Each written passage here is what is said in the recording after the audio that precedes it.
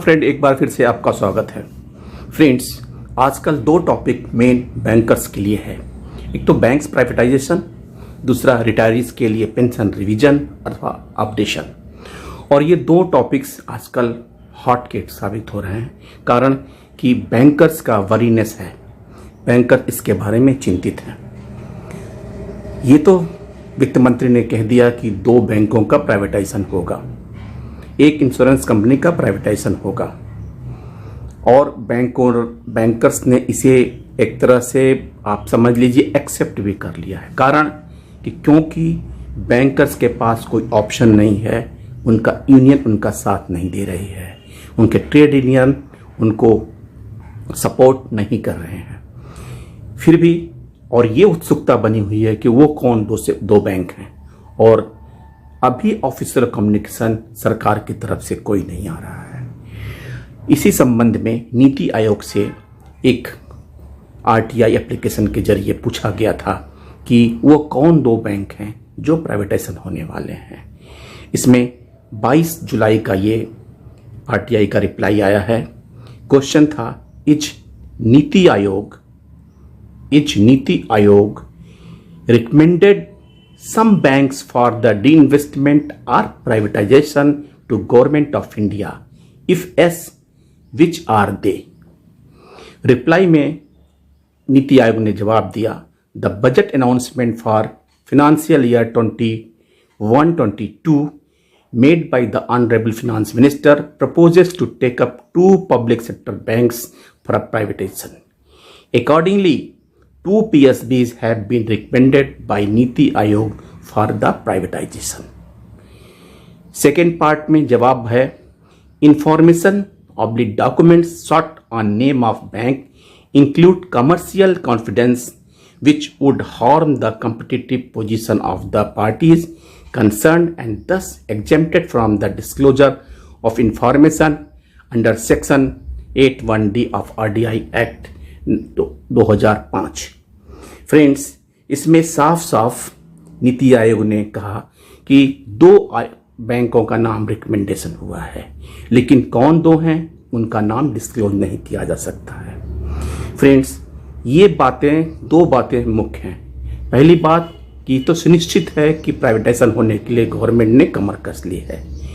कौन दो बैंक हैं वो जानना जरूरी नहीं है। कारण है कि जो 6 बैंक बचे हुए मर्जर के बाद उन्हीं में से दो होना है। ये इंपॉर्टेंट नहीं है कि कौन दो बैंक होंगे, क्योंकि बारी बारी से सभी बैंकों का नंबर आ सकता है, जैसा कि आए दिन ये चर्चा में आ रहा है। फ्रेंड्स, इतना सब होने के बावजूद भी अगर यूनियन प्रोटेस्ट नहीं करती है और हमारे पॉलिटिकल जो पार्टीज हैं जो अगेंस्ट विपक्ष में हैं, अगर वो अपोज नहीं करते हैं, तो निश्चित रूप से आने वाले दिनों में बैंक प्राइवेटाइजेशन जरूर होगा। लेकिन किन दो बैंकों का होगा, सवाल इसका नहीं है। उन्हीं तो दो बैंकों का होगा जो 6 में मर्जर के बाद बचे हुए हैं। फ्रेंड्स, इसके अलावा एक मुख्य बातें थी जो पेंशन अपडेशन और पेंशन रिवीजन के बारे में। राज्यसभा में 25 जुलाई को एक क्वेश्चन, अनस्टर्ड क्वेश्चन के जवाब में हमारे वित्त राज्य मंत्री ने जो जवाब दिया उसके बारे में बताऊं कि quote, pension updation revision of pension of retired bank employees will the minister of finance be please to state whether it is a fact that the retired bank employees are seeking revision and improvement of their basic pensions, B if so the details thereof, and C the reasons for not revising pension since last 3 decades. Friends, the Minister of State in the Ministry of Finance doctor Bhagwat Karad ने जवाब जो दिया उसके हिसाब से हमेशा जो एक मिनिस्ट्री का एक रटा रटाया जवाब है कि पेंशन अपडेशन जो बैंकों में है वो यूनियन IBA के डिसीजन के बाद ये लिया गया, ए फंडेड स्कीम है और इसको अब हर बैंकों ने अपने बोर्ड से पास कराया है, और उसके बाद ये पेंशन रेगुलेशन एक्ट आया। ये रटा जवाब हर आरटीआई में मिनिस्ट्री ऑफ फाइनेंस द्वारा दिया जाता है। इसको मैं आपको पढ़ने के बजाय आपके पास मैं ये पेस्ट करता हूँ, आप इसे पढ़िए। इसमें जो इम्पॉर्टेंट बात है वो सेकेंड पैरा में लिखा हुआ है, मैं वो आपको पढ़ता हूँ। Retired nationalized bank employees have sought revision and improvement in pension from time to time.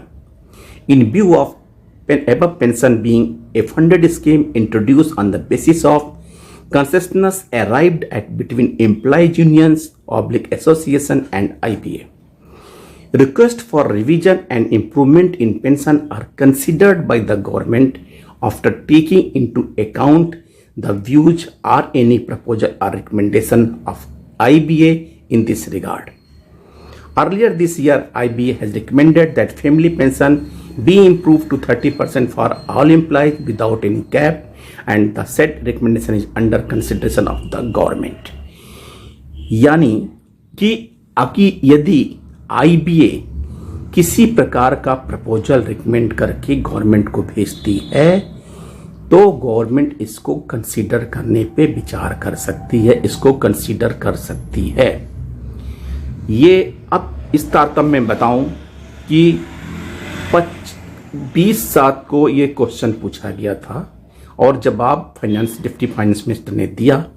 22/7 को IBA ने जो ये एक कमेटी इन्फॉर्म की है, उस कमेटी का मीटिंग हुआ जो उन्होंने सेपरेटली वर्कमैन यूनियन और ऑफिसर्स यूनियन के साथ किया। अब सवाल उठता है कि क्या IBA अपना प्रपोजल रिकमेंड करके गवर्नमेंट को भेजेगी, किन मुद्दों में भेजेगी, क्या टर्म्स कंडीशंस होंगे, क्या मॉडलिटीज होगी और ये प्रपोजल कब भेजेगी।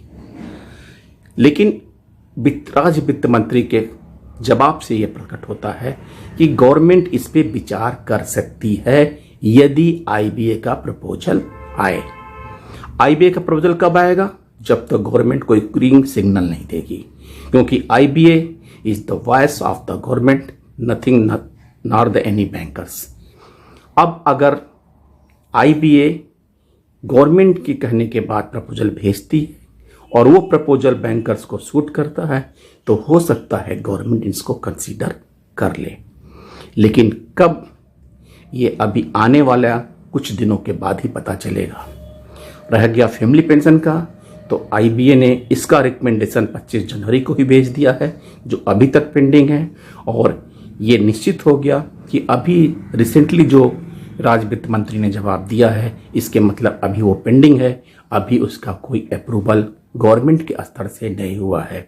और जब तक कि गवर्नमेंट के स्तर से अप्रूवल नहीं होगा तब तक वो मान्य नहीं होगा, इम्प्लीमेंट नहीं होगा। Thank you friends, next update के साथ फिर आपको मिलूंगा, तब तक के लिए धन्यवाद। Thank you.